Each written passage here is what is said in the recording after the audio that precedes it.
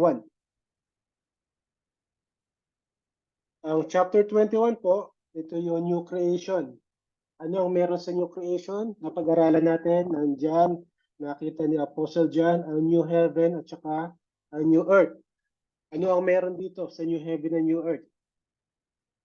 Wala na daw ditong iyakan, wala nang luha dito dahil wala nang mamamatay. Dahil natalo na ang kamatayan.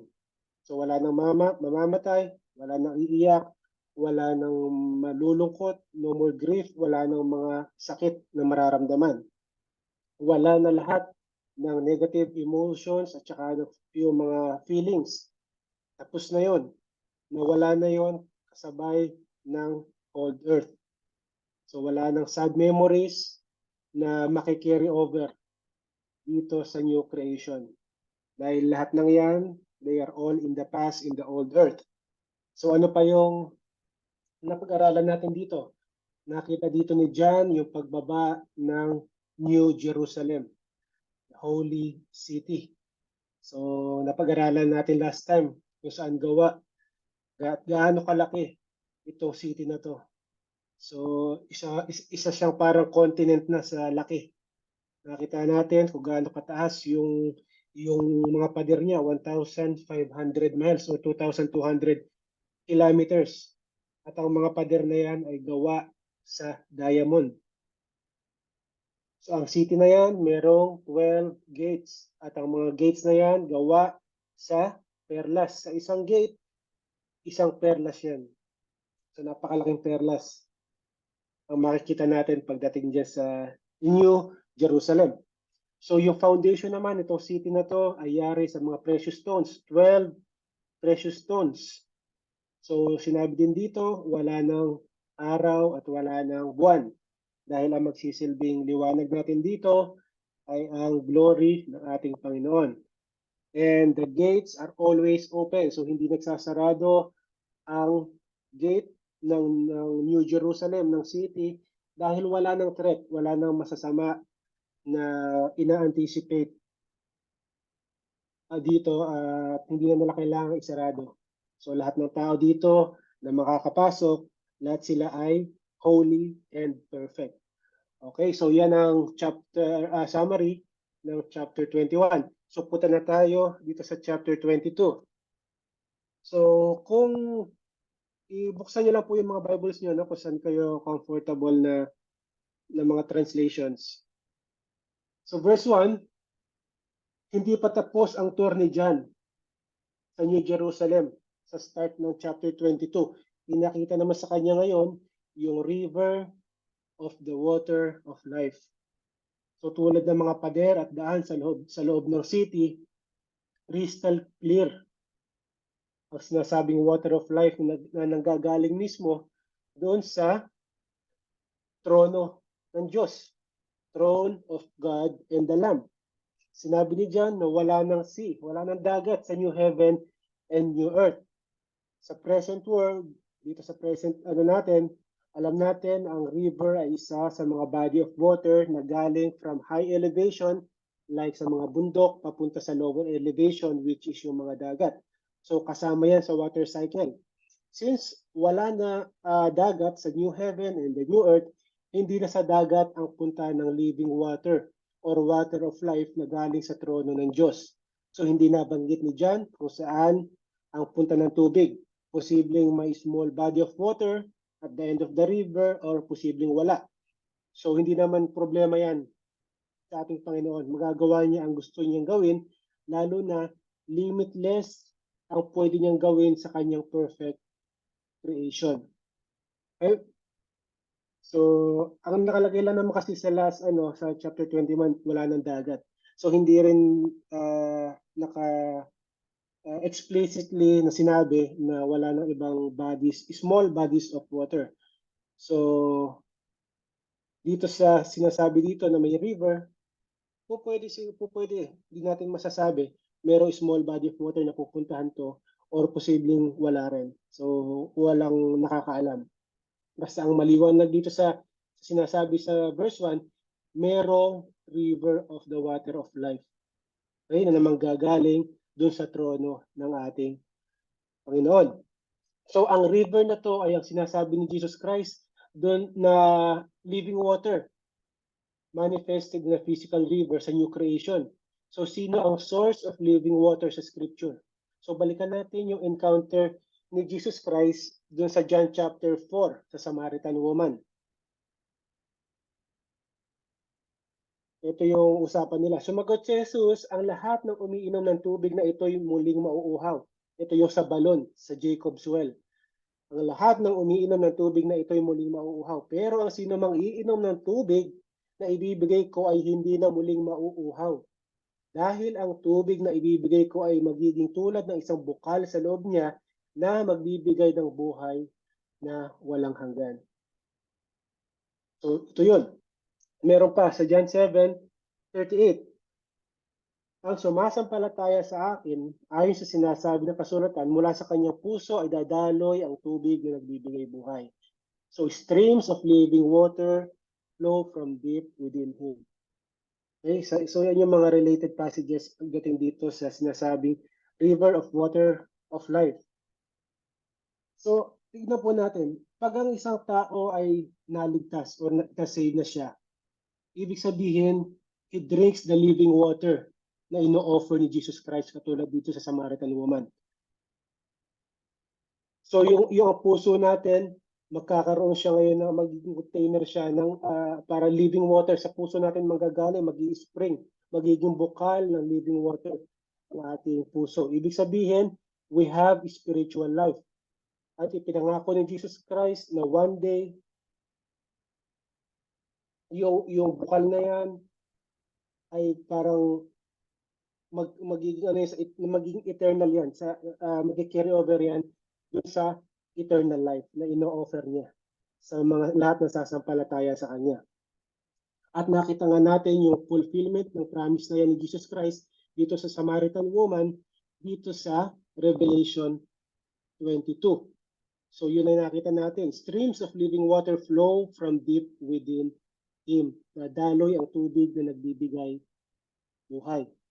So galing daw yan sa trono ng Diyos Ama at ng Lamb. So the water comes from the throne of God and the Lamb. Ang water dito, nire-represent nito na banggit na natin ay eternal life na meron tayo kay Jesus Christ. Walang ibang source of life kundi si Jesus Christ. So gaano karaming river, ilang rivers ang nakita natin dito? Ang nakita ni John, iisa lang. One river from one God.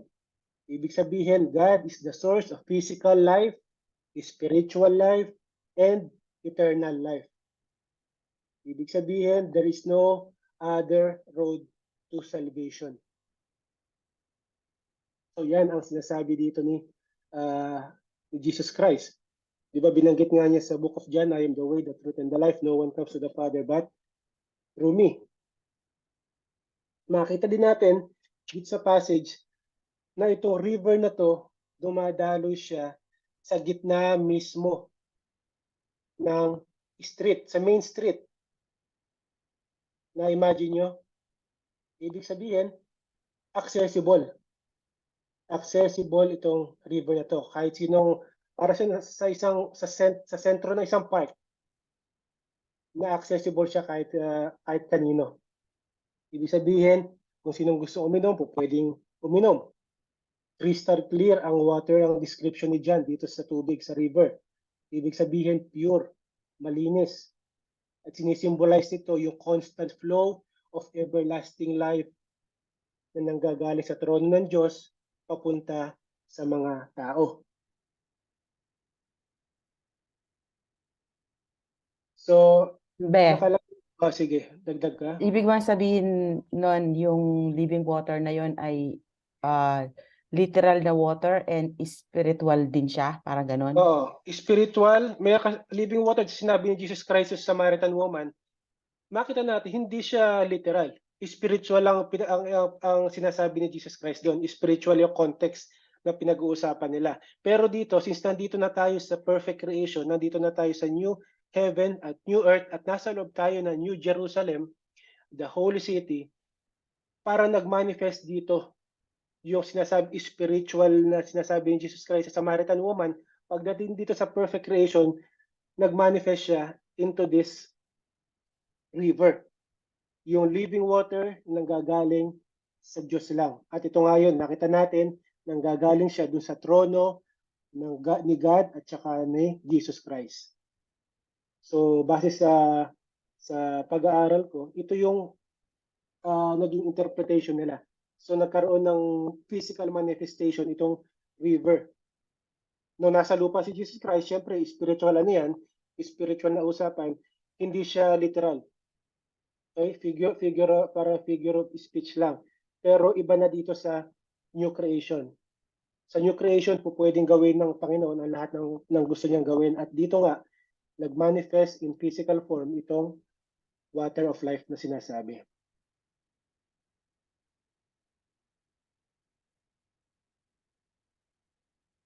Meron pa? Gusto idagdag? Okay na, nilinaw ko lang. Okay. Sige, tuloy tayo sa verse 2. Ano to? Pinagdugtong ko na lang, no? Dahil putol kasi yung sa verse 1 eh. Ito, yung kabuuan ng verse 1. Then he showed me a river of the water of life, crystal clear, coming from the throne of the Lamb, the throne of God and of the Lamb, in the middle of the street. So, ibig sabihin, yung river na yan, yung nakita niyo illustration sa kanan, yan yun. Nasa gitna siya mismo ng daan. Parang ganyan yun. In the middle of the street. Tapos, tuloy tayo. On the either side of the river was the tree of life. So, dito muna tayo. Dito medyo mahabang discussion dito. Tree of life. So, ang Revelation 21 and 22, ang pinag-uusapan dito, restored. Yung Eden, restored. Diba na pag-aralan sa Genesis, nakasulat sa Genesis na pinalayas si Adam and Eve at na-curse ka ang buong creation, di ba? So, subject to corruption, subject to decay ang buong creation. So, exempted ba dyan ang Eden? Lamang hindi. Dahil itong chapter 21 at 22, ito yung Eden restored. Ibig sabihin na-restore yung Eden sa kanyang original glory. Wala nang kasalanan, wala nang iiyak, walang death. Parang na-reverse yung curse. Ito yung perfect creation na talagang intention ni God. Walang sin. Since itong new creation na to, itong New Jerusalem ay restored Eden, hindi po pwedeng mawala ang isa sa pinaka-iconic item dito sa Eden, restored Eden. At yan yung Tree of Life. So ang presence ng Tree of Life sa new creation ay indication yan ng complete restoration of all things. So bakit, ngayon ang question, bakit kailangan pa ang Tree of Life o immortal na lahat ng nasa new creation? So ito yung matagal kong pinag-iisipan eh. Matagal kong pinag-aaralan bakit dami kong tanong dito kaya medyo nagtagal ako dito sa ano na to, sa Tree of Life. So kayo, kung tatanungin kayo, bakit kailangan pa ang Tree of Life kung immortal na ang lahat ng nasa new creation? Ibig sabihin ng immortal, hindi na mamamatay. Mabubuhay for eternity. Bakit kailangan pa? Bakit nandito ang Tree of Life? Ano ang function niya? Ano ang purpose niya dito sa new creation? Meron pong gustong sumagot? O itutuloy na natin? So sige, tuloy na natin. Ang original purpose ng Tree of Life ay to preserve life. Ang Tree of Life, special tree yan na nasa Garden of Eden na ibinigay ni God for the purpose of preserving the life of Adam and Eve. So nung time ni Adam and Eve, itong yung fruit of the Tree of Life ang magbibigay sa kanila ng immortality. Kinreate po ang tao to live in eternity in the presence of God. So alam naman natin na nangyari. hindi nag-disobey si Adam and Eve at kinain nila ang forbidden fruit, kaya pumasok ang kasalanan at na-curse ang buong creation. So bago pa nila kinain itong bunga ng Tree of Life at magkaroon sila ng immortality at humaba ang buhay nila, pinaalis na sila sa garden at pinabantayan ang Tree of Life para hindi sila makakuha o makakain. Dahil hindi maganda ang kalalabasan kung magkaroon ng eternal life or immortality ang tao in their sinful nature. So alam natin ang resulta niyan. Nakita natin, nagkaroon ng great flood. Bakit? Dahil sa kasamaan ng tao.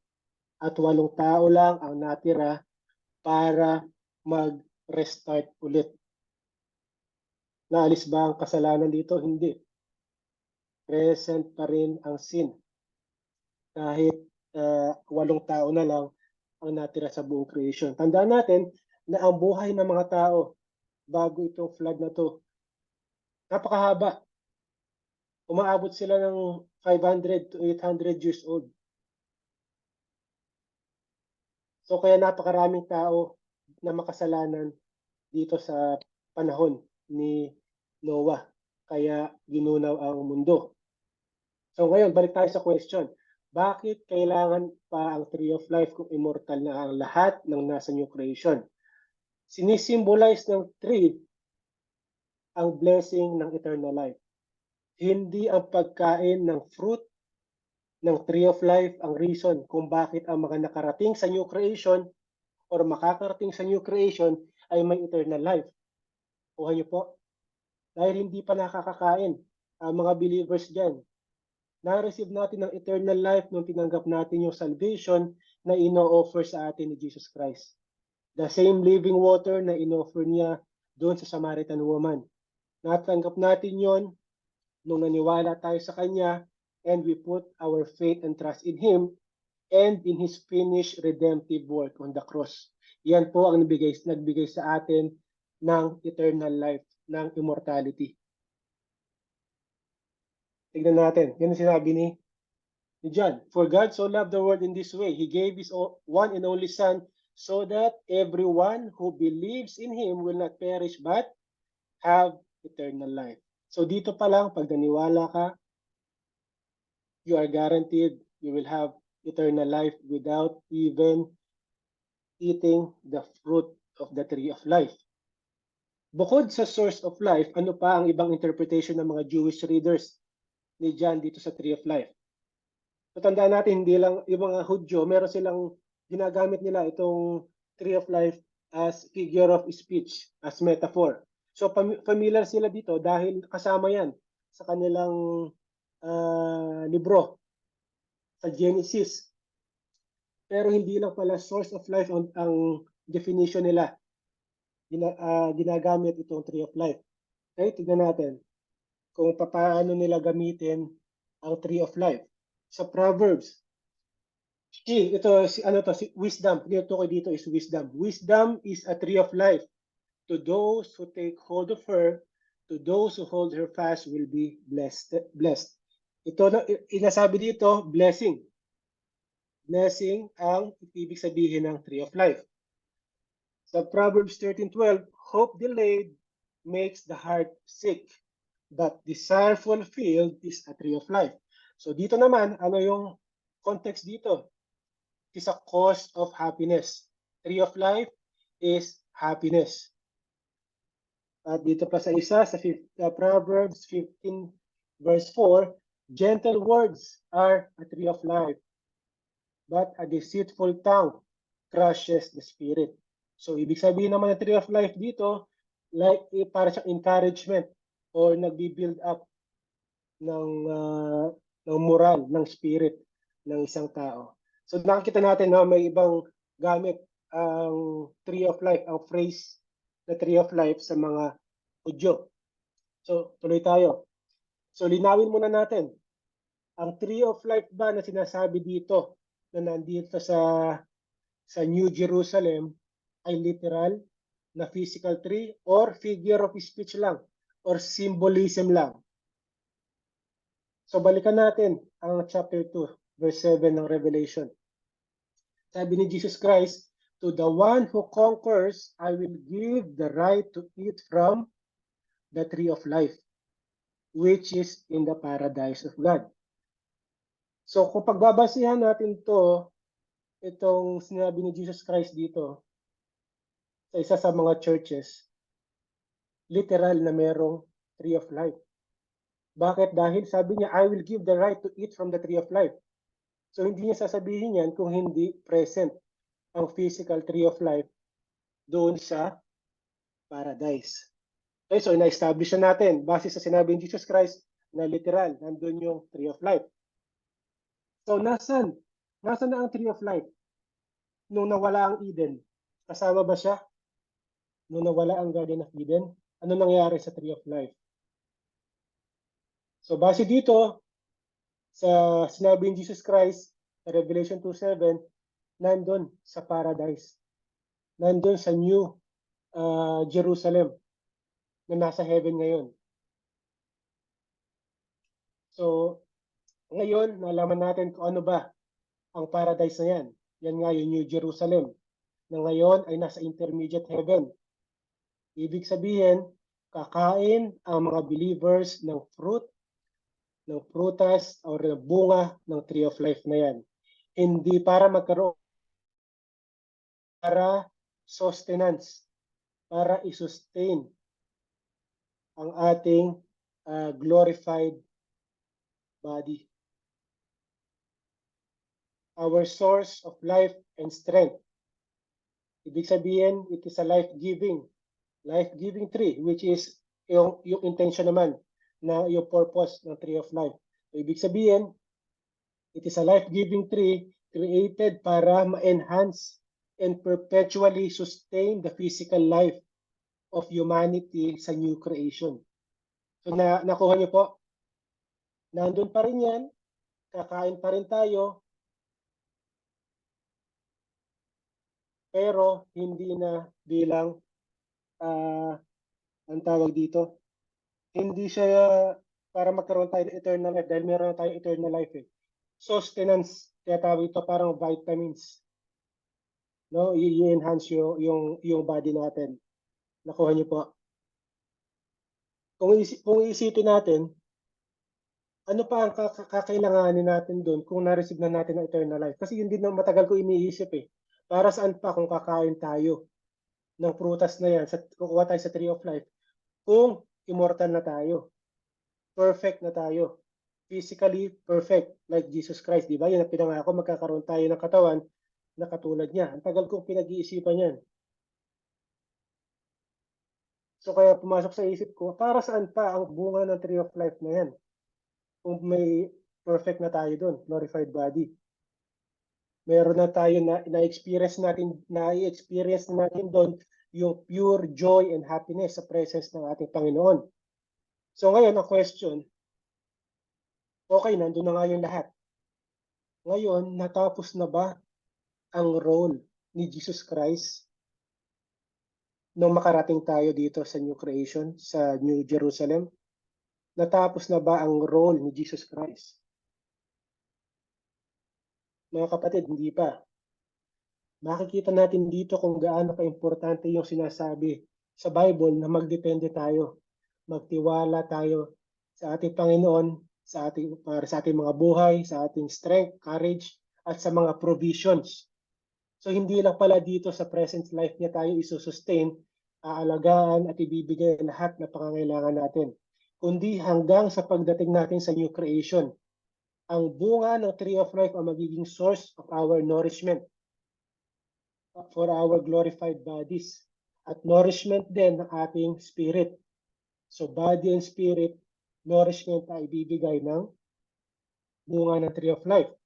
So, natanong kanina, the tree, ang puno dito ay both symbolic and literal. The tree of life is Jesus. In a sense na siya ang ating source of life and yung mga provisions natin ay nagagaling sa Kanya. So kahit sa eternal state, si Jesus pa din ang ating provider at sa Kanya pa din tayo lalapit. Ibig sabihin, hindi natatapos ang role ni Jesus Christ. It is literal dahil ang mga bunga nito ay kakainin natin at magsusustain sa atin mga glorified body. Nakuha niyo po? Malinaw to. Meron kayong Oo. gustong Ibig sabihin, forever tayong nakadepende sa Kanya. Hindi lang, kasi ito yung isang nagpaano sa akin parang naliwanagan ako dito Dahil akala ko dati, once na ikaw ay nagkaroon na ng eternal body, syempre, immortal ka na. So, hindi mo nakakailanganin. Parang hindi mo na kailangan ng Panginoon, di ba? Parang, kasi meron ka ng eternal life Pero hindi pala.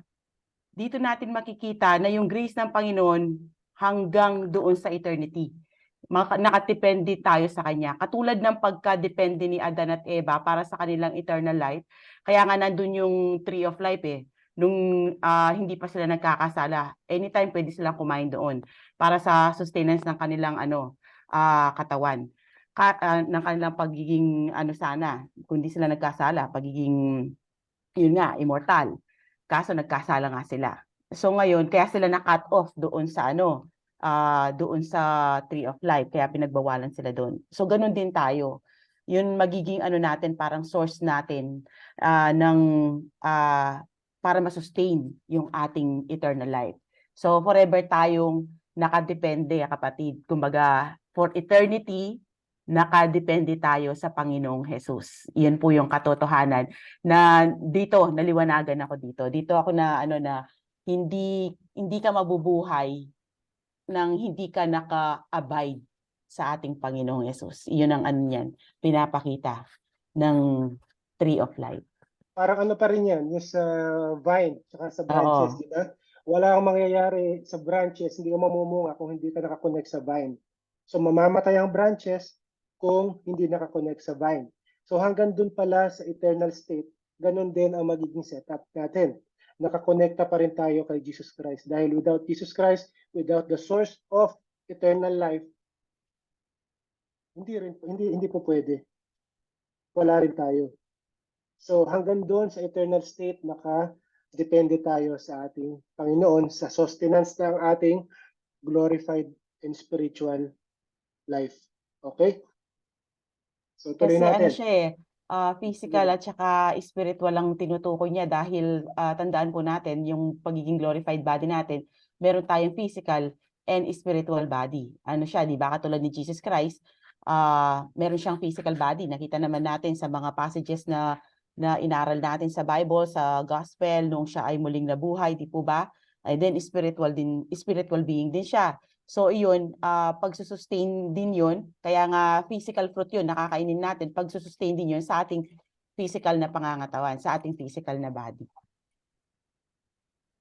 I-remind ko lang na baka sa iba na hindi pa nakakaalam, nung na-resurrect si Jesus Christ, nagkaroon siya ng glorified body, pinakita niya sa mga disciples niya na totoong nabuhay siya at meron siya physical body, di ba kumain siya kasama nila doon sa pampang, sa dagat, nung tinawag siya.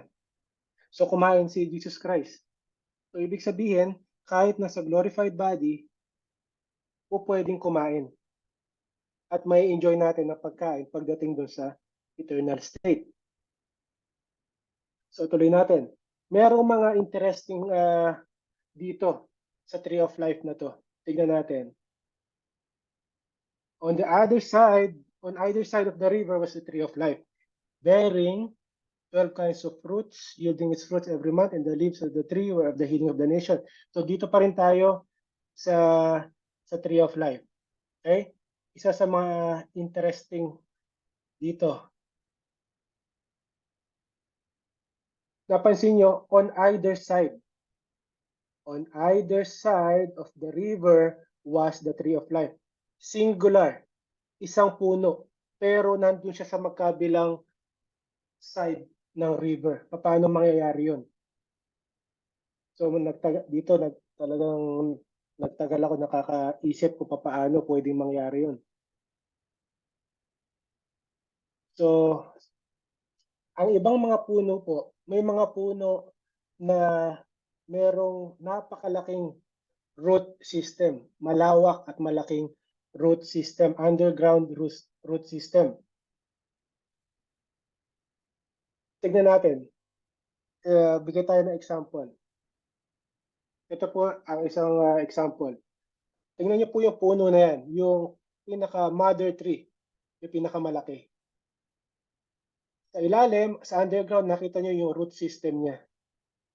Sa dami ng kanyang ugat, sa laki ng kanyang mga ugat, yung ibang mga ugat niya, nag-i-sprout siya vertically. Parang nagiging branches siya. Yung branch niya galing sa ilalim. So, nag-i-sprout siya at lumalaki din siya. At nagiging isang puno din siya. So, merong punong ganyan. Yan yung tinatawag na pando. Pando tree na nasa USA yan, sa Utah. So, ang pando tree na yan, merong intricate at napakalaking root, very large root system. Na yung mga ugat niyan malalaki, tapos pag yung mga ugat niyan, nag-sprout siya sa ground. At pag nag-sprout siya, nagiging puno din. So, ito yung itsura ng puno na yan, or yung mga ugat na naging puno. So, galing lang ang mga yan sa iisang puno. So, napakalaki ng ugat ng puno na yan. So, tingnan nyo yan. Ang dami. Galing lang yan sa iisang puno. Nag-sprout lang yan doon sa underground na ugat. Tingnan natin kung gaano kalawak ang sakop. Ayan po. Nakita niyo kung gaano kalaki yung root system, yung ugat, yung network ng ugat ng puno na yan. Napakalaki. Nasaan ba yung pointer ko? Isang puno lang po yan. Masi-search nyo yan. Nasa ano po yan, nasa internet. Dahil kakaiba nga po siya.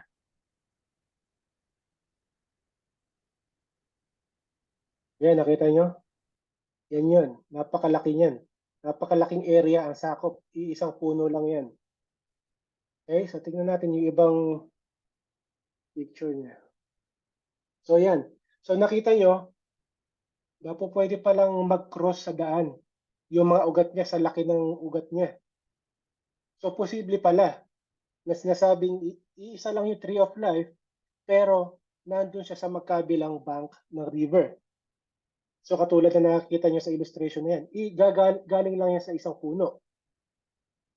So ibig sabihin, kung lahat ng yan ay mamumunga, ang dami pagkain. At masusustain yan ang lahat na nakatira doon sa city. Dahil kung isang puno lang yan, kukunti ang fruit. Nakuha niyo po? So parang ito rin yung illustration na natin kanina. Yan. Nakuha niyo po yung yung picture. So mayroon siyang root system na malaki na nagko-cross siya sa river. So parang ganyan yung paliwanag ng iba kung bakit nasabi na nandun siya, single tree, pero nandun siya sa magkabilang side ng river. So parang ganyan yung nakitang, maganda yung illustration na ginamit nitong ano na to eh. Yung na visualize niya, na picture niya. So parang ganyan daw. So anytime nasa sentro siya, anytime may nauhaw, andyan ang river of water of life, nandyan ang bunga ng tree of life na accessible para sa lahat. So yan yung explanation na nakuha ko tungkol dito sa tree of life na yan na nasa magkabilang bank ng river. So imposible ba kay God na gawin yan sa tree of life sa Holy City? So hindi, wala namang imposible kay God dahil nabanggit nga natin, limitless ang pwede niyang gawin sa perfect creation. Wala nga hadlang sa kanya. So anyway, regardless how it works, pinapakita dito na accessible ang prutas sa lahat. So next tayo, bearing 12 yung puno At na saka yan. Be, sandali. Dun sa tanong mo kung ano ba yon? Posible ba? Kasi posible naman talaga dahil kung ngayon pa lang sa ano natin ngayon, sa time natin ngayon, may nag-exist na nga, 'di ba? Yan yung Pando tree. Nandiyan na nag-exist siya na isa lang ang ano niyan, ugat pero napakarami ng Isang puno. puno. Oo, isang puno, napakarami niyang na-sprout pa na iba-ibang mga puno. So, posible lalo na sa ano sa new heaven and new earth.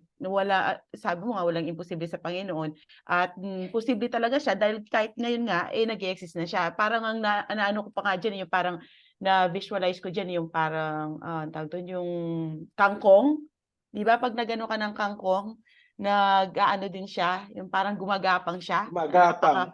Oo, napakarami niyan. Kamatis. Kamatis. Malawak siya kahit na isa lang ang inano mo yung parang isang ano lang, puno lang. Tapos yan, gagapang na yan, dadami na yan. So, ganun din. Kaya isa lang yung tree na sinabi doon na tree of life. Pero nasa magkabilang ano siya, syempre na gano'n na yan. Gumapang na yan, lumawak na siya. So, yun Parang ang mga gumagapang na halaman, no? Yung mga ampalaya, di ba? Mga ano yan. mm, Isang tinanim mo, isang puno yan, pero gumagapang siya kung saan matungtong yung stem niya. May ugat kasi mga yan eh. Pag nadikit sa lupa, tumutubo pa rin. Nagre-reproduce siya. So, posible talaga na mangyari yan. So, tingnan natin. Itong puno na to, sabi, it bears 12 kinds of fruits, yielding its fruit every month. So, ito pa isang mahirap na ipaliwanag. Ang nire-represent dito, generally, ang sinasabi dito, merong variety sa heaven. Hindi ka maboboard na iisa ang kinakain mo. Kung pinoproduce lang yan ay mansanas, ibig sabihin for eternity kakainin mo mansanas. So hindi. Kaya sinasabi dito, bearing 12 kinds of fruit. Iba't ibang klaseng prutas yan. And yielding its fruit every month. So ngayon, ito yung tanong na pumasok sa akin. Kung nasa eternity na tayo, bakit meron pang old earth term na ginamit si John? Ang term na every month. Ang paggamit ng month dito ay ano lang daw yan, ay hindi para malaman ang time of the year, tulad na ginagawa natin ngayon, ginagamit natin ngayon sa kalendaryo. Ito daw ay expression na pinapaliwanag in terms na familiar tayo. Dahil kung hindi mo sinabing every month, hindi tayo makaka-relate kung paano ba namumunga yan. So para lang in our terms na maintindihan natin, ginamit yung term na every month. Dahil pagdating natin doon, di ba wala nang ano doon eh. Sa new creation, wala ka ng buwan, walang araw. So ano ba pinagbabasihan ng kalendaryo natin ngayon? Lunar calendar. Ibig sabihin buwan. Anong buwan na ngayon? Di ba? Kung walang buwan doon, paano natin malalaman ang time? Di ba? So sabi ng ibang mga scholars, posible daw na may ibang klase na calendar pagdating doon. O paano tayo mag-track ng oras. So, malalaman natin pagdating doon. Pero sa ngayon, tahimik. Walang information na ibinigay ang Bible dito. baka pagdating natin sa millennium, doon tayo magkaroon ng additional revelation. Kasi kung mapansin nyo, kapatid, di ba, hindi naman nagtugtong ang Old Testament sa New Testament. So, 400 years ang pagitan ng Old Testament sa New Testament. At doon sa New Testament nga, may bagong nireveal ang Panginoon. Yun nga yung pagdating ni Jesus Christ, tapos yung mga 12 apostles, plus si Apostle Paul. So, ang daming revelation na wala doon sa Old Testament. Kaya ganyan din yun din ang naano ko naisip ko na marahil pag nandoon na tayo sa Millennial Kingdom, magkakaroon ng panibagong revelation ng Panginoon patungkol naman sa eternal state na ating pupuntahan. So doon malamang Parang sa parang dun sa Old and New, parang may oo, intertestamental period oo, na hindi pa nalaman ng mga nasa Old Testament, ni-reveal sa New Testament. oo, Ngayon, dahil malayo pa yung new creation, hindi pa ini-reveal dito sa New oo, Testament. Siguro pagtawid natin dito sa Millennial Kingdom, 1,000 years yun, baka may mga bagong revelation na ibibigay ang ating Panginoon kung ano yung mga gagawin mangyayari. at mangyayari Oo. doon sa eternal state. Ano Nakuha yung niyo po? expect natin? Parang may continuation yung scripture. Old Oo, Testament, New Testament, millennial, and eternal state. oo, O, yun po, parang madadagdagan yung Bible natin. Parang gano'n. oo. Kasi yun din ang sabi ni Pastor Ramin na ang naman progressive yung revelation, sabi nga niya. At totoo naman yun kasi may mga na-reveal sa New Testament na hindi ni-reveal sa mga Old Testament saints, di po ba? So yun ang nakikita ko kung bakit hindi tayo masyadong binigyan dito ng mga tawag doon yung parang glimpse lang ng hinaharap yung ibinigay sa atin para at least meron tayong nilook forward. Tapos yun nga, wala nang doon, wala na talagang month doon, di na tayo magbibilang. Kasi ano pang saysay na magbibilang ka ng month or days kung nasa eternal ka na, di po ba? Kaya lang naman tayo nagbibilang dahil sa muling pagbabalik ng Panginoon, sa kanyang ang tawag doon yung kanyang, kung natatandaan nyo, yung calendar ay sa kanya yung, di ba, ang tawag doon yung AD? AD. Oo, nakaano BC yan kay tsaka Jesus AD. Christ, oo. So before Christ at saka Hindi, yung hindi natin alam, siguro pagdating ng malalaman natin. Dahil paano nga naman tayo, halimbawa, magkita kami ni Sister Grace doon. Oy, kita tayo doon sa sa Ruways. Kailan? Paano kayo magkikita? Anong oras, di ba? Siguro merong mangyayaring ibang klase naman na telling of time in the new creation. Pero hindi pa natin alam 'yon. So, tuloy tayo. So, susunod, ito naman. Doon naman tayo sa mga dahon. The leaves of the tree were for the healing of the nation. Ito pa yung isang problema na talagang pinag-isipan ko. May question na naman. Hindi ba wala ng sakit, wala ng injury sa eternal state? So bakit ang mga dahon ng tree of life ay sinasabi para sa healing? Hindi ba contradicting yon? Wala nang sakit wala nang mamamatay. Bakit meron pang healing na sinasabi dito? So tingnan muna natin. Pag ganito, tingnan natin kung ano yung Greek word na ginamit para sa translation. So, ang Greek word na ginamit dito sa healing na to, therapia. Dito natin nakuha ang English word na therapeutic. So, ang paggamit ng healing dito ay hindi ibig sabihin na present pa din yung sakit sa eternal state. Ang mas tamang translation daw dito ay life-giving, health-giving, or yung literal translation na therapeutic. So yan daw dapat ang mas tamang ilagay dito sa verse na to. The leaves of the tree were for the for health giving or therapeutic for the nations. So ang ating physical life at saka yung ating health, even yung ating paggaling sa sakit, hindi yan galing dun sa nung bigyan tayo ng immortal body, glorified body. Okay? So, yung ang tawag dito, yung magiging physical life natin dito sa eternal state, then may physical body tayo. Ino-nurture tayo ng tree of life, ng bunga at ng dahon. So yan ang provision ng ating Panginoon na magsosustain sa atin. Yan yung function ng tree of life. So sabing healing, life-giving, health-giving, ang kanyang prutas at ang kanyang mga dahon. So yan yung nakita ko na explanation kung bakit andiyan ang tree of life, kung bakit kakain tayo ng bunga niyan, kung para saan, at kung bakit ganito yung sinabi ni John na ang mga dahon niya ay para sa healing of the nation.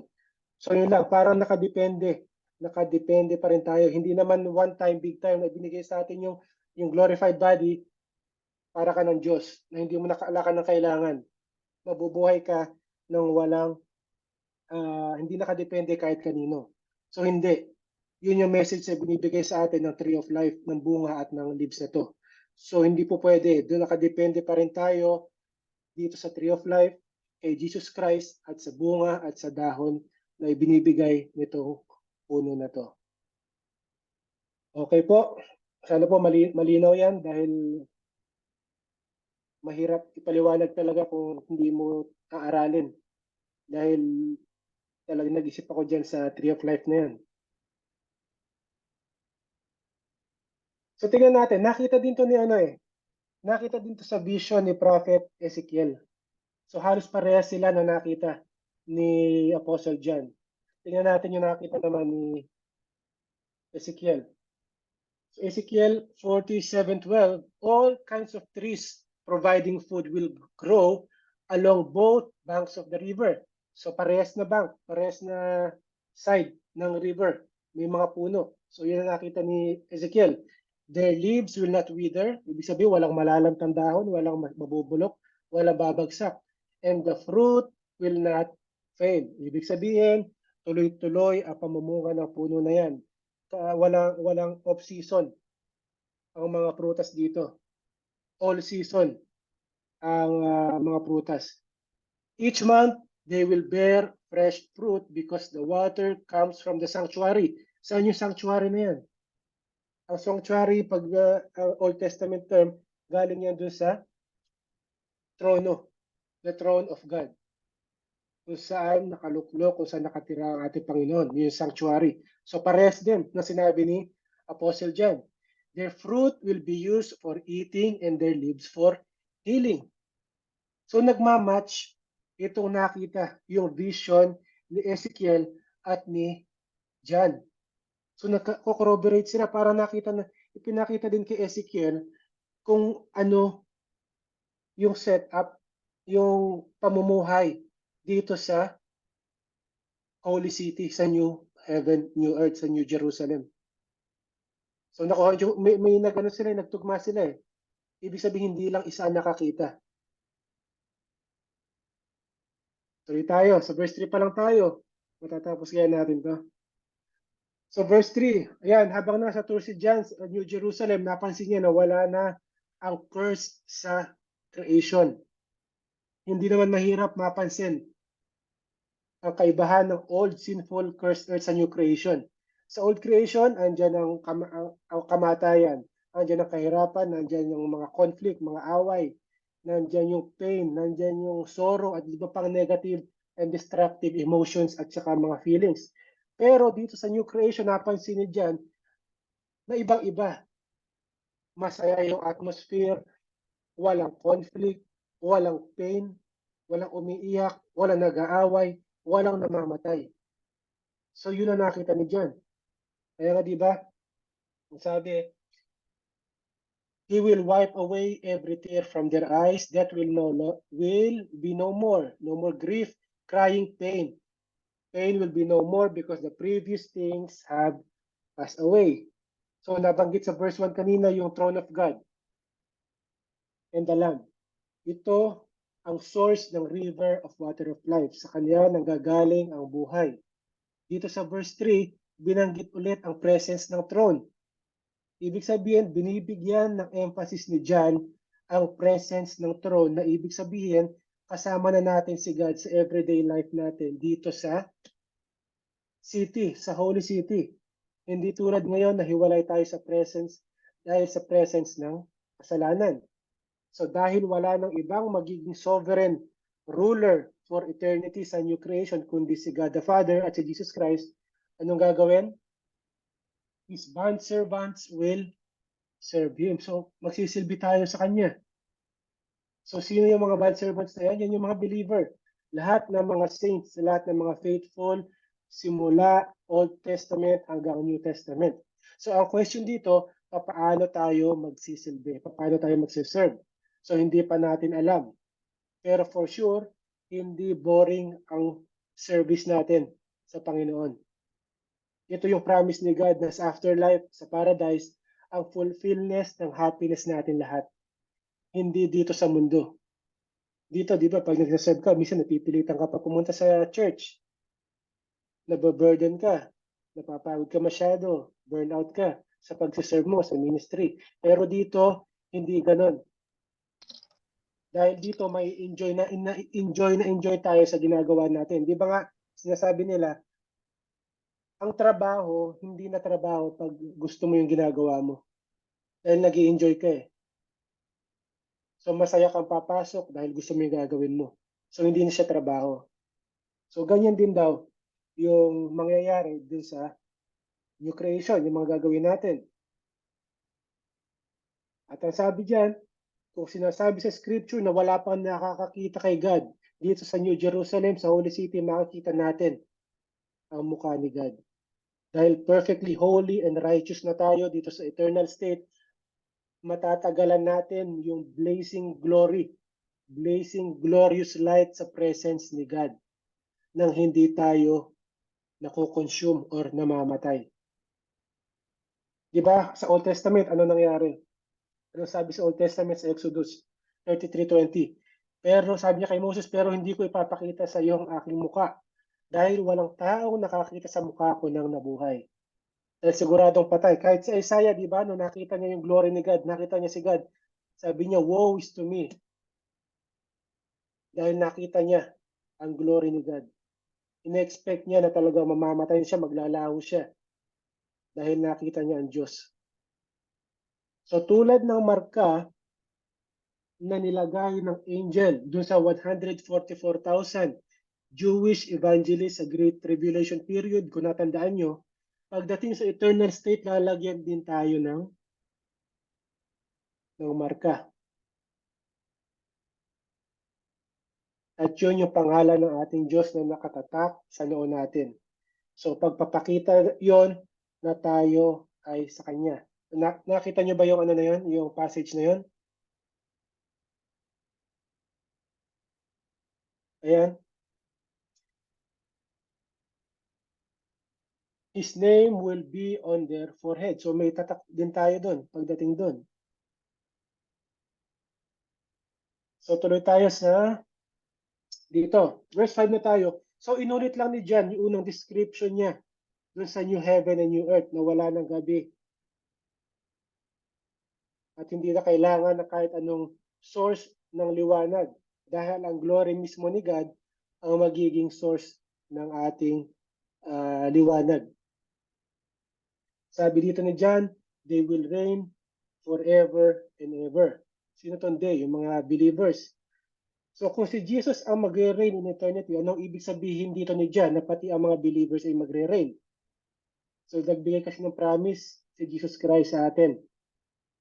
Sabi ni Paul, kung magtitiis tayo, maghahari rin tayo kasama niya.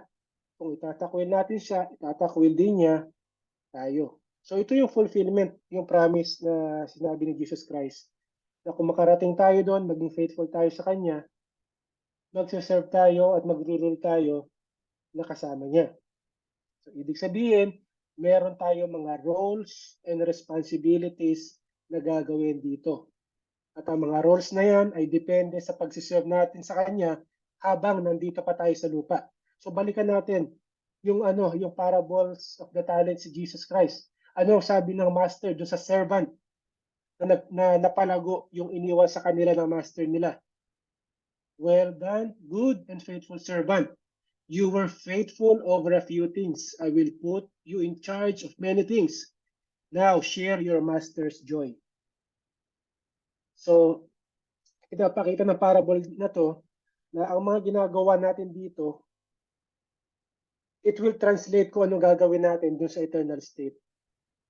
Kung faithful servant tayo dito, sa kanyang sa pagpapalago ng kanyang kingdom, sa pag-share ng gospel, meron din tayong gagawin. So iba't ibang degree lang. Kung konti lang ang ginawa mo dito para sa kingdom niya, pagdating mo doon, don't expect na meron kang gagawin na malaki na responsibility. So ibig sabihin lang, lahat ng makakarating doon, ibig sabihin may gagawin. Dahil lahat ng totoong Kristiyano, hindi po pwedeng nakaupo lang na iniligtas ka para meron kang gawin. Di ba? Sabi sa Ephesians chapter 2, verse 10, di ba? We were created for good works. So hindi po pwedeng ang totoong naligtas ay walang gagawin. Kaya nga, may gagawin din tayo pagdating doon. Dahil imposible na wala kang gawin pag ikaw ay na-save. So lahat tayo may gagawin, may trabaho tayo. Pero nga, nabanggit ko kanina, hindi tulad ng trabaho natin dito. Na kapag gusto mo at mahal mo ginagawa mo, hindi na trabaho yon dahil nag-i-enjoy ka. So, mag-i-enjoy tayo for sure daw sa mga trabaho, sa mga responsibilities na ibibigay sa atin doon. So, ito na yung pagtatapos ng tour ni John sa New Creation, sa New Heaven and New Earth, at sa New Jerusalem, sa Holy City. From verse 6 onwards, ito yung mga final messages na, final warnings. Punta tayo sa verse 6. So lahat ng ipinakita kay John ay hindi yan fantasy, hindi katang-isip. Simula chapter 4 hanggang dito sa chapter 22, verse 5. Totoo lahat yan. Hindi isang panaginip na pag nagising siya ay nalimutan na niya lahat. Kaya nga ang sabi ng angel na naging tour guide ni John, these words are faithful and true. So ipinadala ni Jesus ang angel na yan para ipakita kay John ang mga mangyayari in the future. Kung natatandaan nyo, itong faithful and true, isa yan sa mga title ni Jesus Christ. Sa Revelation 19, then I saw heaven open and there was a white horse.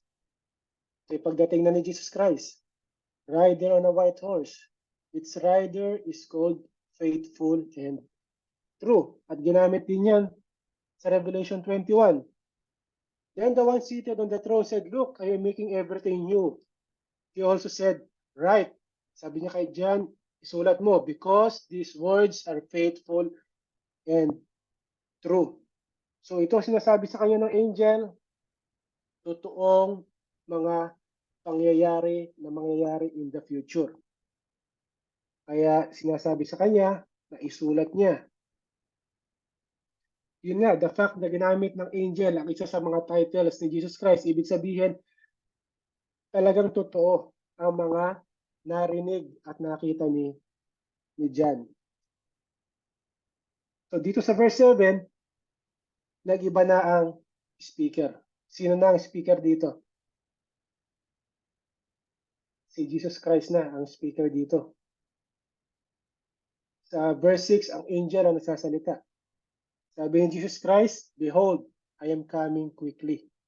So binanggit niya ang 6, ang pang-anim sa 7 na blessings or beatitude dito sa book of Revelation. sabi ni Jesus Christ dito, blessed is he who heeds the words of the prophecy of this book. Ano ba ibig sabihin? Blessed is the one who heed. Ano ba yung heed?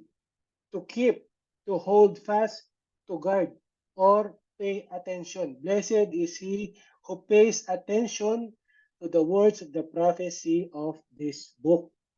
Ano yung sinasabi? Ano yung mga sinasabi dito na dapat natin bigyan ng pansin or ng attention sa Book of Revelation? Tingnan natin. Pag-aralan natin simula. It calls on believers, natawag ang mga believers ni Jesus Christ to desire heaven. Dapat nasa nature ng mga believers yan na i-desire natin na makarating sa heaven. Na i-desire natin, dinatawag tayo ni Jesus Christ to desire being holy. to desire holiness. Dapat i-desire din natin na matapos na yung curse dito sa earth. Dapat din daw i-desire natin yung earthly kingdom ni Jesus Christ at ang new heaven and new earth. Sa madaling salita, dapat i-desire natin ang pagbabalik ni Jesus Christ and our eternal fellowship with Him. May iba kasi tao na kahit mga believers, natatakot sila sa pagdating ni Jesus Christ. Bakit? Kaya, dahil hindi ready or parang hindi nila alam, yung naghihintay sa kanila, or parang iniisip nila na boring ang heaven, parang lahat lang tayo lulutang-lutang sa ulap. Dahil hindi pa nila na pag-aralan ang Book of Revelation. Ang iba natatakot, ayaw dumating si Jesus Christ.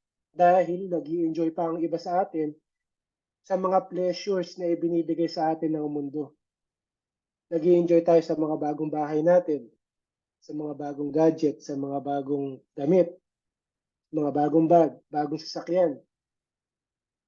Kaya sasabi, wag muna, enjoy ko muna to. So dapat daw, ito'y tinatawag tayo ni Jesus Christ. Behold, I am coming quickly. Blessed is he who pays attention to the words of the prophecy of this book.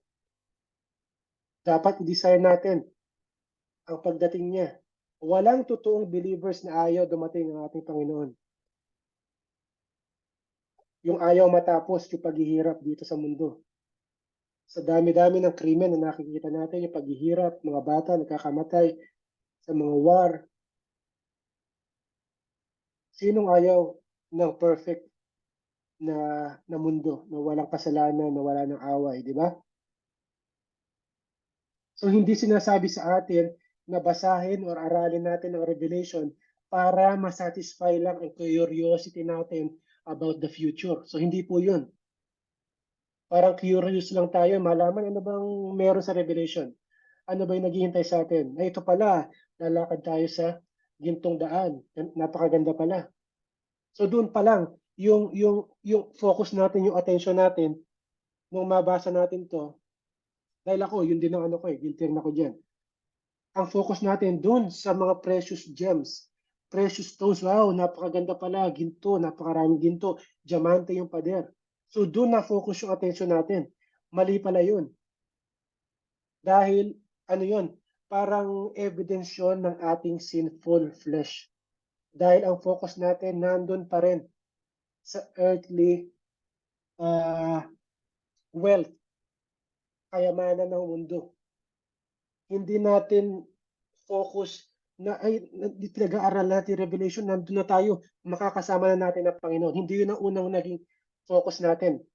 Ang pumukaw ng atensyon natin, yung mga ginto, yung mga diamante, yung mga precious stones. So yun ang isang sign, isang evidence na nasa flesh pa tayo. So ang purpose ng Revelation, mga kapatid, ang una ay i-reveal ang glory ni Jesus Christ. I-reveal ang totoong glory ni Jesus Christ at tawagin ang mga believers, ang mga mananampalataya para mamuhay ng maka-Diyos at sumusunod sa lahat ng mga pinag-uutos ng Diyos at namumuhay ng maayos habang hinihintay ang kanyang pagdating. So isa yan sa mga purpose ng Revelation.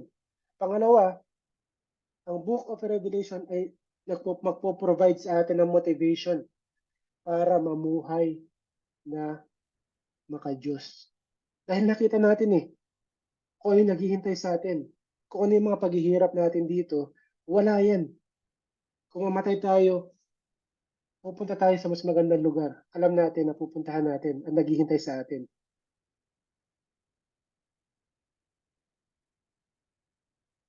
Magdagdag lang ako. Sige. Yun sa sinabi mo.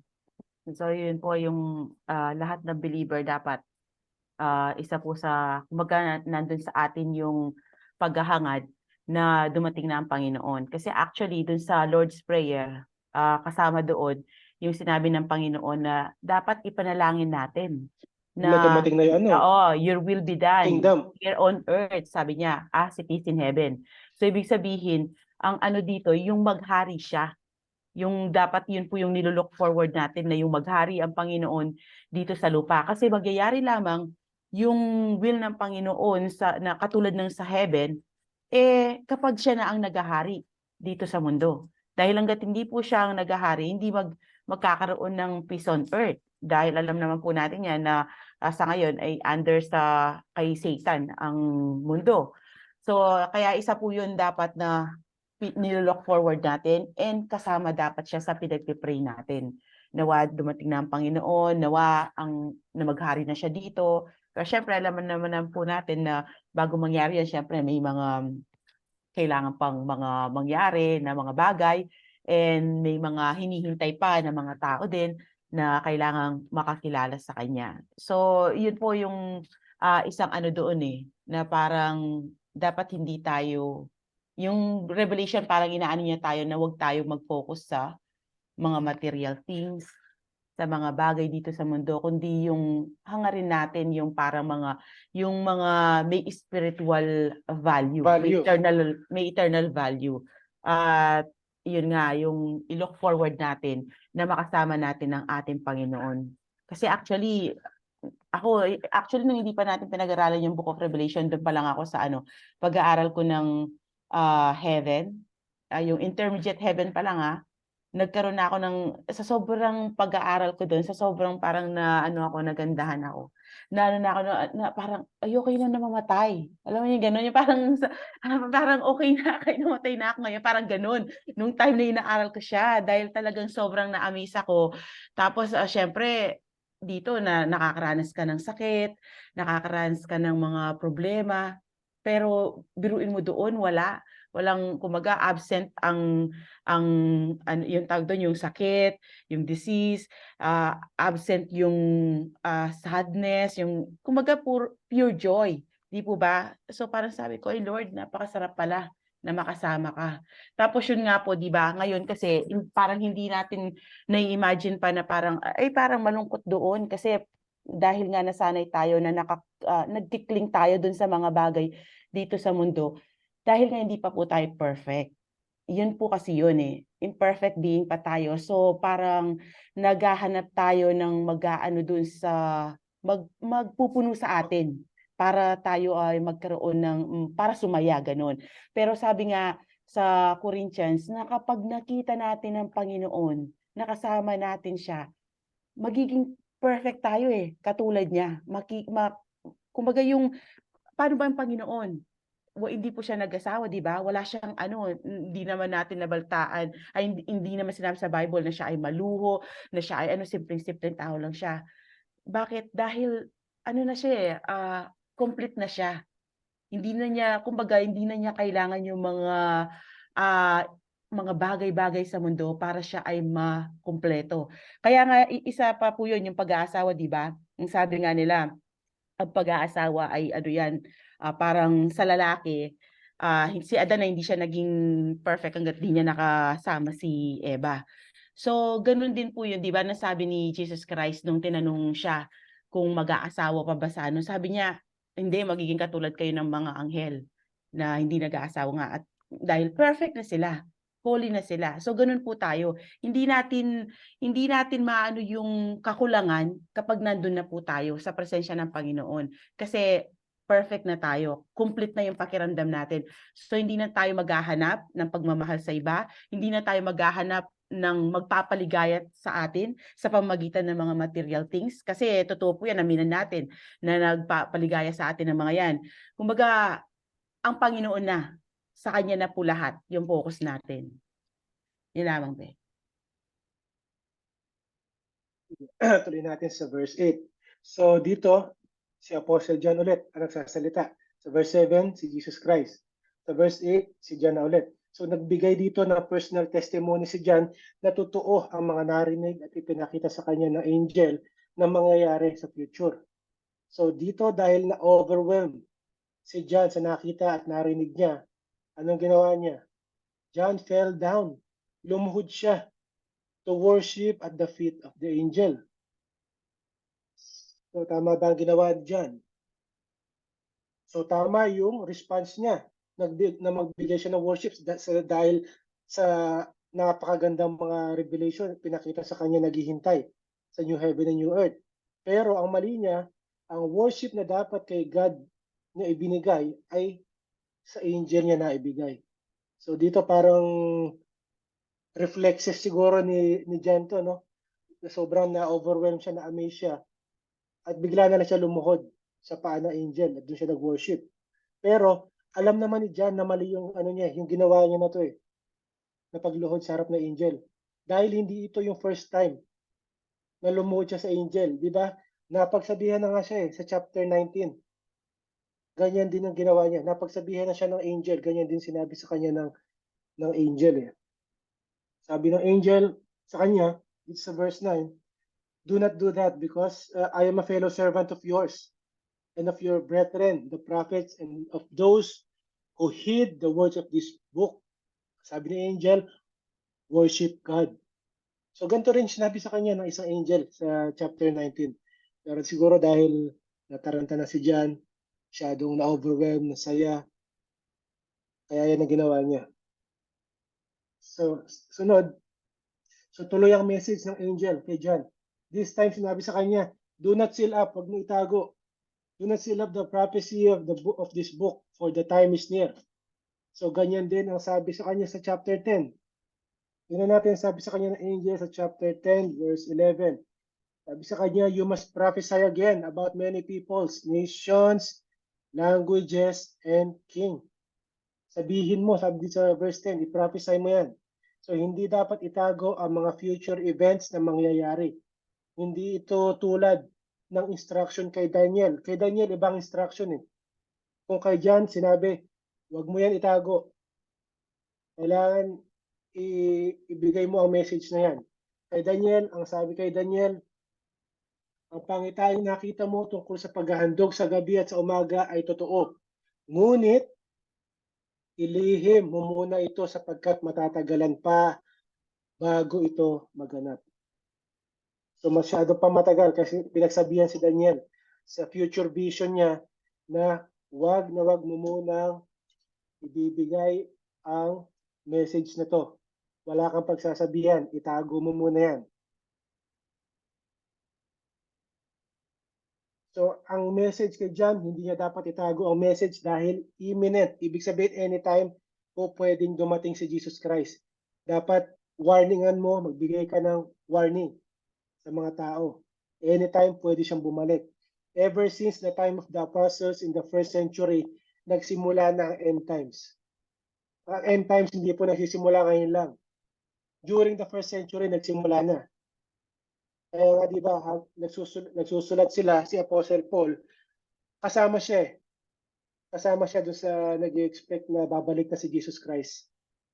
Sinasama niya sarili niya dahil nung time niya, akala nila darating na rin si Jesus Christ.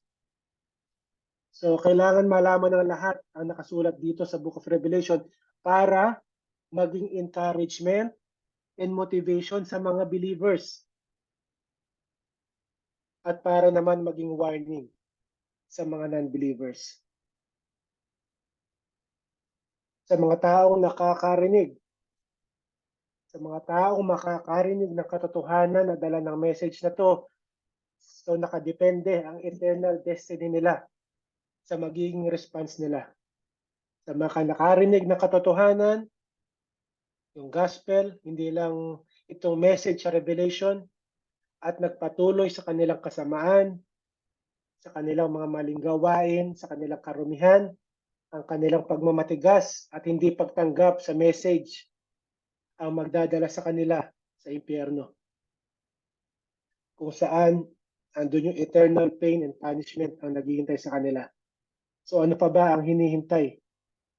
Ang gustong proof, evidence, ano pang gusto? Narinig na ang gospel. Tapos ito pa, pinag-aralan, nabasa na at napag-aralan ng Book of Revelation. Kaya sinasabi dito, yung mga nakarinig ng gospel, yung mga nakarinig nakapagbasa ng Revelation. So doon naman sa mga taong tinanggap ang gospel at ang message ng Revelation at patuloy sa kanilang pagiging faithful at sa pagsiserve at paggawa ng kabutihan, yon ay evidence ng kanilang genuine saving faith at salvation na na-receive nila kung sila ay nagpatuloy. Sa mga believers na nagtiis, yung endurance, yung nag-endure hanggang sa huli, magiging perfectly holy sila with glorified bodies tulad ng kay Jesus Christ pagdating sa heaven. So ito yung contrast ng dalawang sinasabi dito. Let the one who does wrong still do wrong. Yan nyo sila. And the one who is filthy, marumi, still be filthy. So may warning dito and encouragement sa mga non-believers at sa mga believers. So mga na-expose sa gospel, tapos ay mga tao na-expose sa Book of Revelation, pero hindi pa rin tinatanggap fully ang ino-offer na salvation, na living water in Jesus Christ. Ano pa ang kailangan natin gawin? Nandito na tayo sa last days. Konting time na lang ang natitira sa mga taong hindi pa tinatanggap si Jesus Christ as their Lord and Savior. Kaya kung mag-respond sila dito sa warning, sa Revelation, may chance pa. At makakarating din sila sa paradise na nakita natin kung gaano kaganda. Hindi po, hindi forever ang ino-offer na salvation ng ating Panginoon para tawagin ang mga sinners para mag-repent at bumalik sa Kanya. Nakalagay din sa scripture na hindi dapat patigasin ng mga tao kanilang puso to the point na hahayaan na sila ng Panginoon as a form of judgment. Kaya sabi ng author ng Hebrews, today, if you hear His voice, do not harden your hearts as in the rebellion. So ginawa na ni God ang lahat para sa ating salvation. Siya na ang nag-initiate ng lahat. He chose us, He calls us, He sent His Son to suffer and die on the cross for our sin and redeem us. Now, it's our part.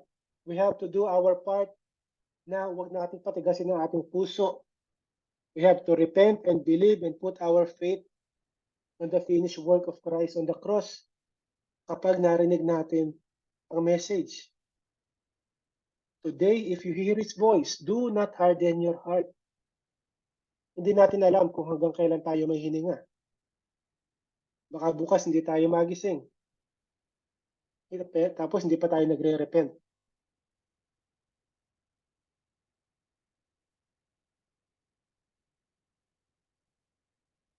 Dito sa verse 12, si Jesus ulit ang nagsasalita, ang speaker. So inulit niya yung sinabi niya sa verse 7. Behold, I am coming quickly. So makalawang beses na. So ibig sabihin may urgency na dala ang message ng Revelation. Kaya inulit na naman ni Jesus Christ ang pagsasabi niya na I am coming quickly. This time, sinabi niya na dala na niya ang mga rewards na ibibigay niya sa mga faithful believers. My reward is with me to render to every man according to what he has done. My reward with me, ang ibig sabihin niyan, alam ng Diyos. Alam ng Diyos ang mga paghihirap at yung service natin dito sa Kanya habang tayo nasa lupa. At walang may kapalit yan, yung mga ginagawa natin dito. Yung mga rewards na yan, hindi bulagan Diyos. Doon sa Bima, judgment seat of Christ, i-judge tayo according dito sa mga works, good works na ginagawa natin. Yung mga good works na na-accumulate natin, simula tayo ay naging Kristiyano. Simula tayo ay na-born again. Doon pa lang mag-i-start ang counting ng ating mga good works. So, ibibigay sa atin kung ano yung rewards na nararapat sa atin. Yan yung nandun sa sa 1 Corinthians, di ba? 3 verses 9 to 15. Yung idadaan sa apoy, yung mga gawa natin. Kung ito ba ay gawa sa ginto, pilak, tanso, yan yung mga makakalampas, hindi yan masusunog. Ibig sabihin, yung mga good works na ginawa mo, talaga namang service to God yun. Hindi yan, hindi personal, ano tawag dito, personal interest para mapapurihan ka. Dahil tinitignan ng Diyos ang puso ng tao sa pagsiserve. Kung ginagawa mo lang ba yan para mapapurihan ka, para maging mas mabango ka sa mga tao na to? Hindi. So titignan ng Diyos yung motibo mo, bakit mo ginagawa ang mga ginagawa mong pagsisilbi sa Kanya. Okay, may mga corresponding rewards yan. So ang sabi rin sa 2 Corinthians, tingnan natin. Kaya naman ang pinakananais namin ay maging kalugod-lugod kayo sa Kanya, maging nasa katawang lupa o maging nasa piling na niya, sapagkat lahat tayo ay harap sa hukuman ni Kristo, yung judgment seat of Christ, at tatanggap na nararapat ayon sa ating mga gawang mabuti o masama nang tayo'y nabubuhay pa sa katawang ito.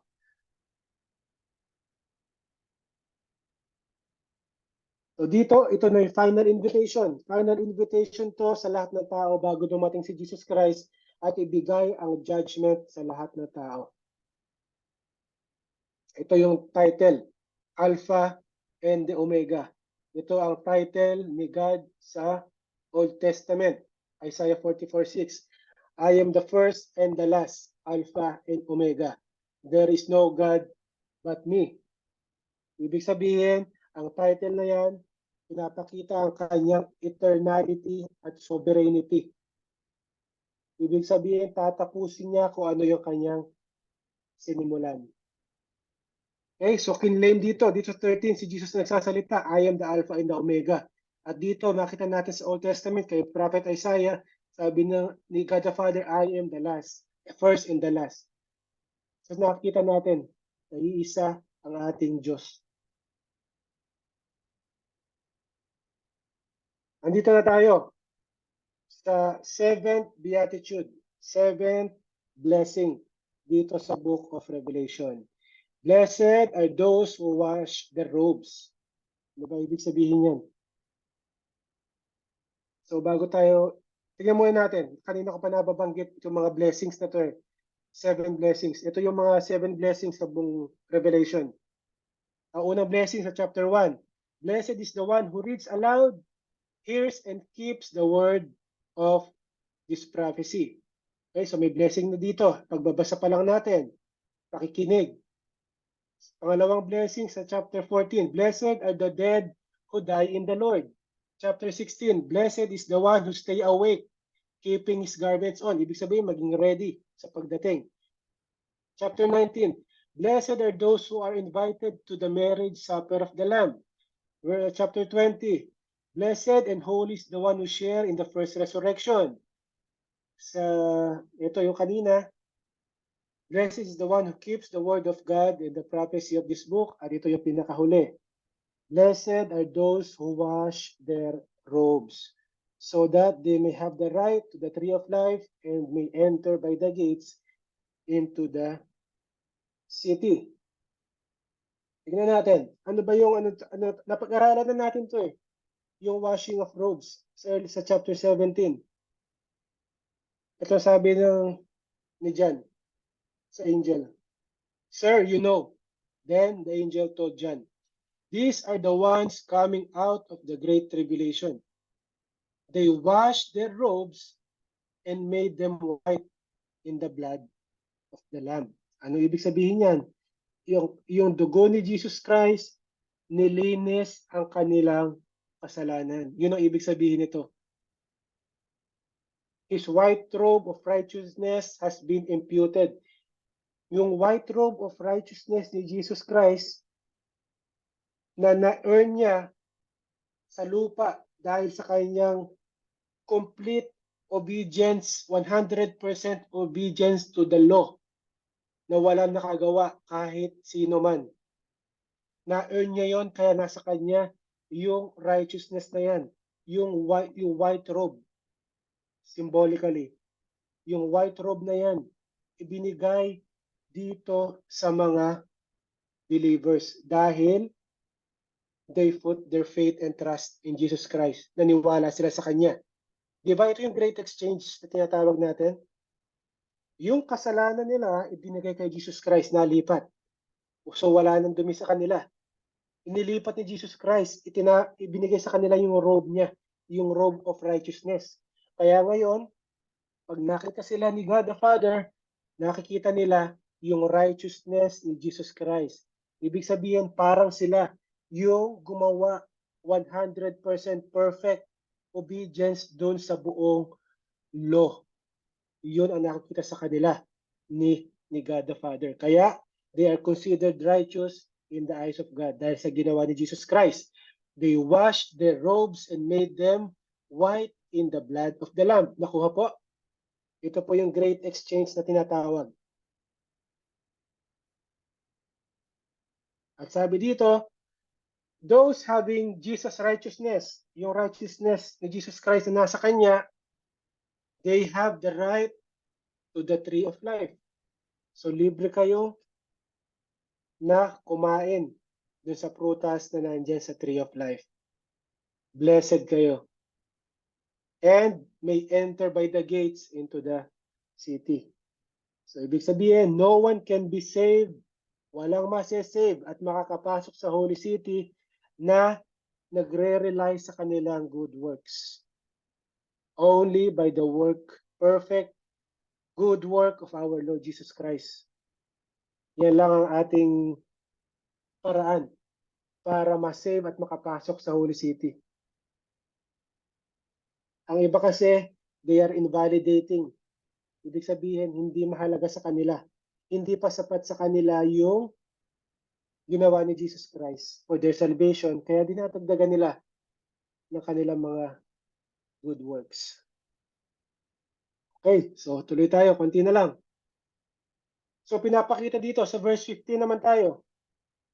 Pinapakita dito yung pagkakaiba ng final destination ng mga nag-rely sa finished work ni Jesus Christ, naniwala sa Kanya, at yung final destination ng mga nag-reject sa Kanya. Ito, dinidescribe ni Jesus Christ yung mga hindi makakapasok dito sa Holy City. Dahil sinusunod nila yung kanilang good works. They consider themselves righteous in their own standards. So sino ang mga yan? Outside are the dogs, mga aso. Ang mga aso sa kanila, they are considered impure, madumi. Outside, saan yan? Outside the city, hindi. Outside, ibig sabihin outside the gate, outside the new creation. Ibig sabihin yan sa lake of fire. Outside are the dogs and the sorcerers and the immoral person and the murderer and the idolaters and everyone who loves and practices lying. So gaano kataas ang standard ng ating Panginoon? Kahit pagsisinungaling, hindi ka na papapasukin sa Holy City. Sa labas ka na. So yan din ang sinabi sa Revelation 21. Diba?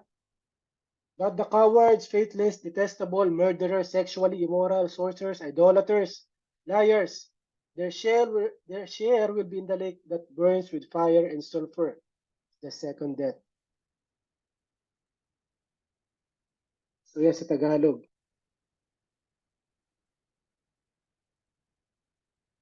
So may ano dito, may ina-emphasize si Jesus Christ yung mga kasalanan na to dahil paulit-ulit yung sinasabi.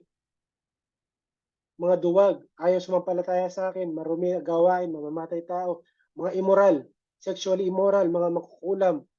Eto, sumasamba sa Diyos-Diyosan. Lahat na sinungaling, paulit-ulit. So ibig sabihin, itong kategory ng mga kasalanan na to, sigurado magdadala sa iyo dito sa lake of fire.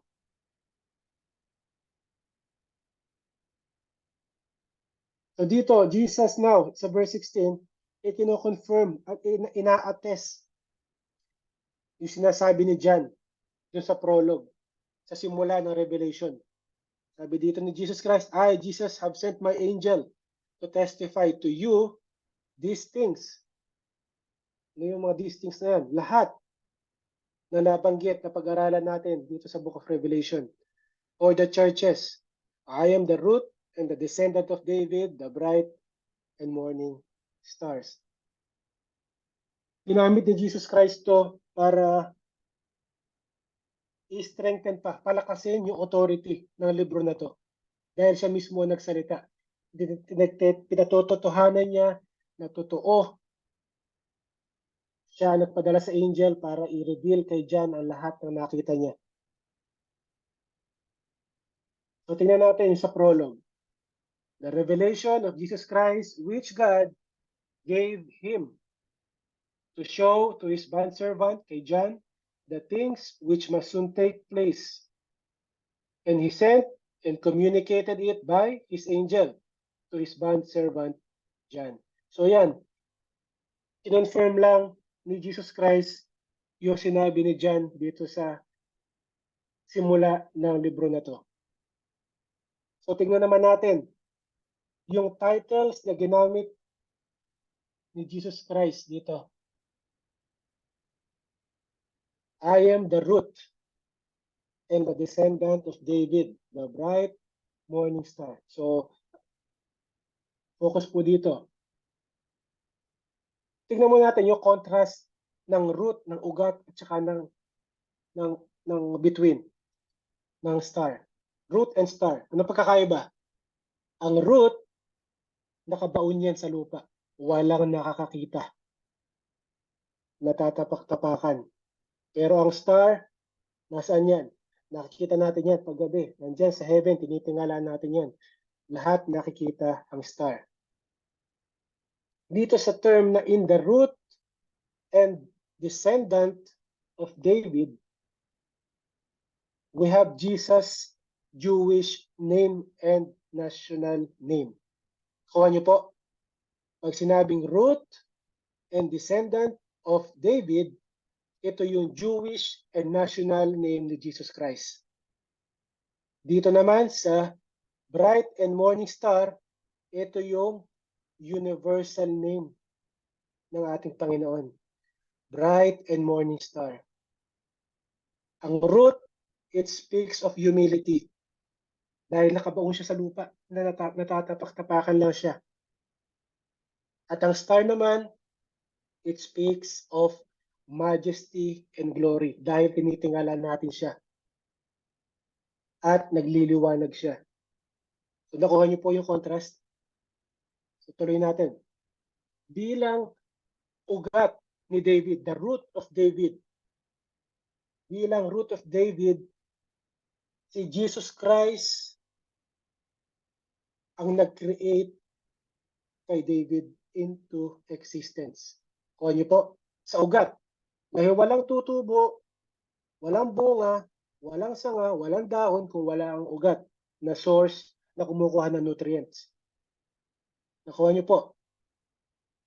As the root of David, si Jesus Christ ang nag-create sa kanya and brought David to existence. Nag-exist siya dahil nag-exist si David dahil kay Jesus Christ. Dahil siya ang root.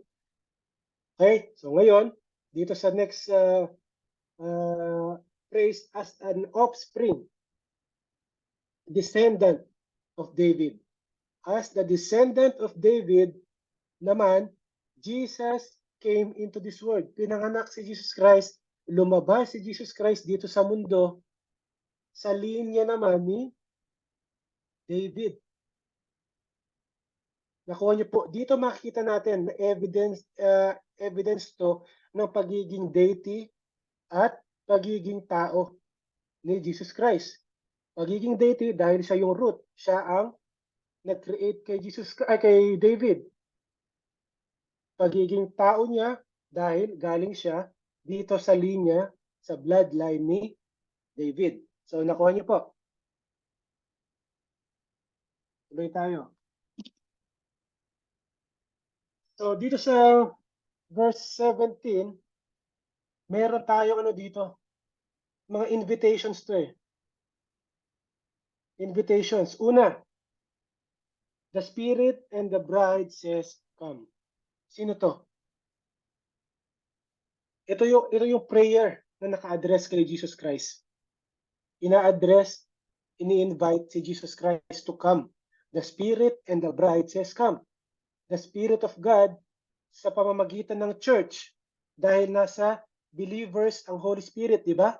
The Spirit through the church, through the believers, which is called the bride, tinatawag si Jesus Christ para dumating na come.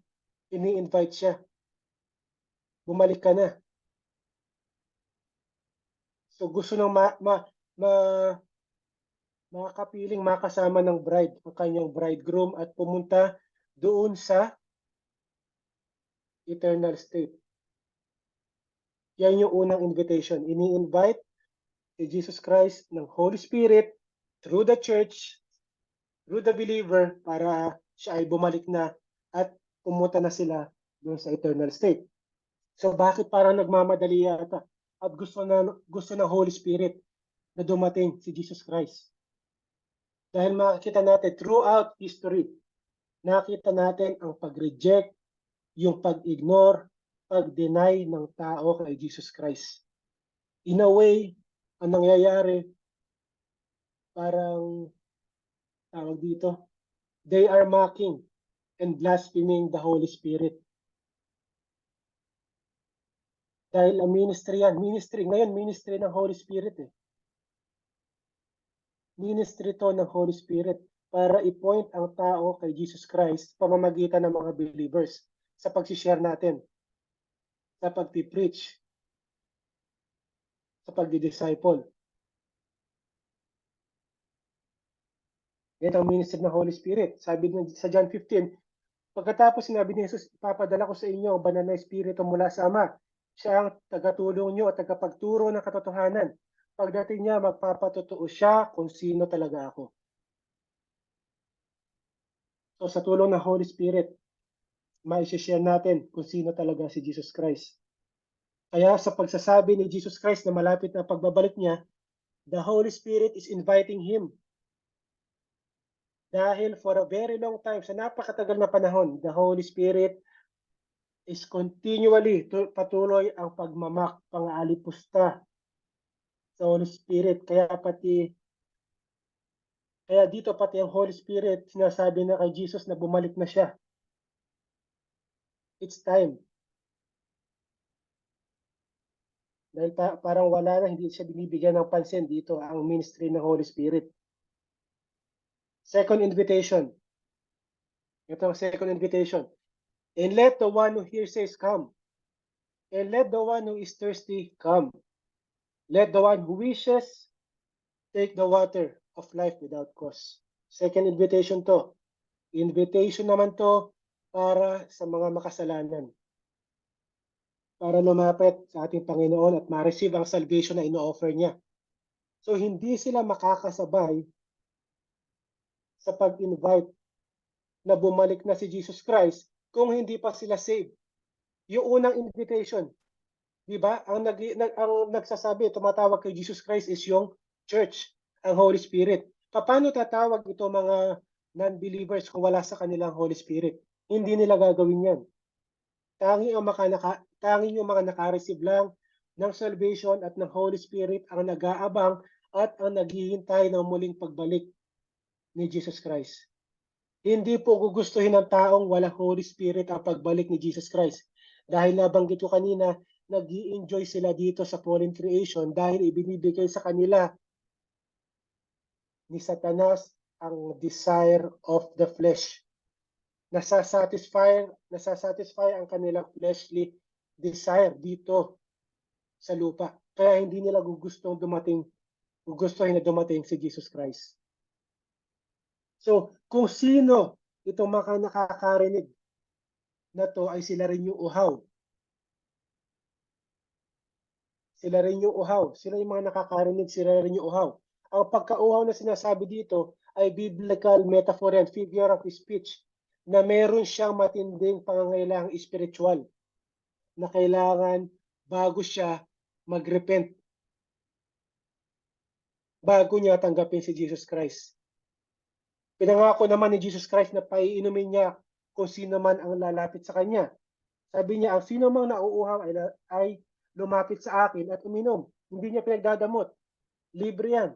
Revelation 21:6, ang sino mang nauuhaw ay paiinumin ko ng walang bayad sa bukal na nagbibigay ng buhay na walang hanggan. At sabi niya dito sa huli, take the water of life without cost. Libre pang ibinibigay ni Jesus Christ sa lahat ng gustong uminom, sa lahat ng may spiritual need. So makita natin dito yung gracious offer of salvation kahit dito sa last chapter. So patapos na lang ang book of Revelation, nandito pa rin si Jesus Christ. Nag-i-invite, nag-o-offer ng salvation. So dito natin makikita yung biblical truth na ang salvation ay involving God's sovereignty at yung responsibility ng tao. Walang makakalapit sa akin maliban kung papalapitin siya ng amang nagsugo sa akin. At ang mga lalapit sa akin ay bubuhayin kong muli sa huling araw. So nakita nyo? God's sovereignty in our salvation and human responsibility. Parehas na kailangan yan.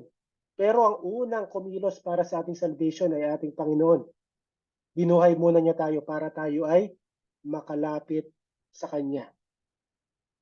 Kuha niyo po, God is the one seeking the lost and saving sinners. Pero tanging ang mga nakaka-recognize lang na sila ay makasalanan ang tanging magre-repent. Hindi iinom ng gamot ang taong alam niyang wala siyang sakit. Kung alam niyang mabuting tao siya, hindi yan magsisisi sa kasalanan niya. Kuha niyo po. So ito, free, libreng ino-offer ang water of life dahil binayaran na yan ni Jesus Christ sa cross. So patapos na po tayo. God has parehas lang ang warning ni God sa mga magpapalit, yung magtatamper dito sa kanyang salita. Sabi niya dito sa Deuteronomy 4:2. Basahin muna natin itong 18. I testify to everyone who hears the word of the prophecy of this book. If anyone adds, kung sino magdadagdag, God will add to him the plagues which are written in this book. At kung sino naman ang magtatanggal, if anyone takes away from the words of the book of this prophecy, God will take away his part from the tree of life and from the holy city, which are written in this book. So seryoso po ito. Tignan niyo po yung warning sa Old Testament. You must not add anything to what I command you or take anything away from it, so that you may keep the commands of the Lord your God I am giving you. Deuteronomy 12:32. Be careful to do everything I command you. Do not add anything to it or take away from it. So malinaw po sa Old Testament at sa New Testament na sinasabi, wala tayong babaguhin, wala tayong papalitan at idadagdag dito sa Scripture. Specific warning ang verse 18 dito sa Book of Revelation. In general, ang lahat po ng book sa Bible ay Holy Spirit inspired at hindi dapat palitan or baguhin. Dahil ang gagawa niyan, ano sabi? God will take away his part from the tree of life and from the holy city. Hindi po believers ang sasadyain na palitan, mag-alis, or magdagdag sa scripture. Bakit? They have the security and assurance of eternal salvation and eternal life. Anong mapapala ng isang believer kung itatamper niya ang salita ng Diyos? Ang gagawa niyan ay non-believer. Pero may chance pa din sila. The offer still stands para sa mga sinner, para mag-repent at lumapit kay Jesus Christ, para sila rin ay makarating dito sa paradise at makakain dito sa Tree of Life. Dahil kung hindi sila magre-repent, wala na pong chance. Last offer na to eh. They will miss the chance because God will take away his part from the Tree of Life and from the Holy City. That's a verse 20. Dito po, 3 beses in the closing chapter, sinabi ni John, sinulat ni John, I am coming quickly. Sa verse 7, verse 12, at dito sa verse 20, 3 beses. Imminent, anytime pwedeng dumating. Pero, bakit 2,000 years na hindi pa siya dumarating? Bakit ano yung cause ng delay? First century, ine-expect nila darating na si Jesus Christ. I am coming. Second century, third century, ano na tayo ngayon? 2,000 years ago, 2,000 years has passed. Wala pa rin si Jesus Christ. Ano nangyari? May delay. Bakit nadi-delay? Ito sabi ni Peter. Bakit nadi-delay ang pagdating ni Jesus Christ? Sabi ni Peter, sasabihin nila, hindi ba't nangako si Kristo na babalik siya? Nasa na siya ngayon? Namatay na ang mga magulang namin pero wala pa rin pagbabago mula nang likhain ang mundo. Yan din ang tanong ng mga tao noong time nila Apostle Peter. Bakit dinidelay ni Jesus sa pagbabalik niya? Ito ang sagot ni Peter. Hindi nagpapabaya ang Panginoon sa pagtupad sa pangako niya gaya ng inaakala ng ilan. Ang totoo, ito po, ang totoo, binibigyan lang niya na pagkakataong magsisi. Ito yung, yan po natin dyan.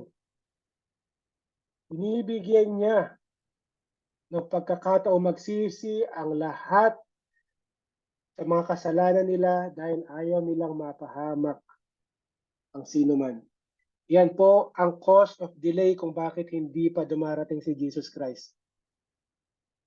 He's giving chance to everyone para mag-repent at tanggapin siya bilang kanilang Lord and Savior para makasama sila dito sa napakaganda naghihintay sa New Heaven and New Earth, sa Holy City. So wala na pong magagawa ang Diyos kung hindi na nila gawin na mag-repent ng kanilang mga kasalanan. So tatapusin po natin ang Book of Revelation sa chapter 21. The grace of the Lord Jesus be with you all. Amen.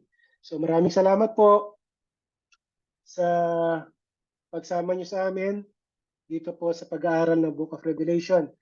So nag-overtime po tayo pero okay lang po, sulit dahil napakaganda po ng chapter 22. So kung meron po kayong questions, mga i-share, open na po.